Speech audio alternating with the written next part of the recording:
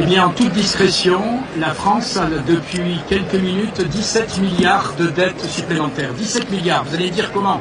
Parce que dans ce Parlement européen, on vient de voter une aide de 90 milliards à l'Ukraine, 30 milliards pour faire fonctionner l'État, c'est-à-dire pour subventionner par exemple les agriculteurs ukrainiens, les hôpitaux ukrainiens, les écoles ukrainiennes, et 60 milliards pour financer la guerre. 90 milliards qui seront remboursés par l'Ukraine que le jour où l'Ukraine recevra des réparations de guerre de la Russie. Nous savons très bien que jamais la Russie ne versera 1 euro de réparation à l'Ukraine. Et donc à la sortie, c'est tous les États qui payeront. Et donc, sachant que nous payons en moyenne entre 18 et 19% de ce que doit l'Union européenne, eh bien, regardez votre assiette aujourd'hui. Vous avez désormais 18%, un peu plus de 18% de 90 milliards de dettes de plus.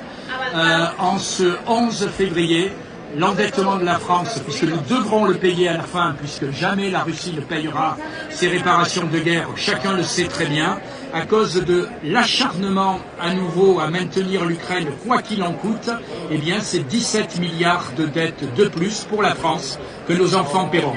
Voilà, j'espère que vous êtes heureux d'apprendre ça. Rassurez-vous, c'est pas Macron qui le financera, c'est ni cette majorité, mais ce soir je dirai à mes enfants, vous avez 17 milliards de dettes de plus.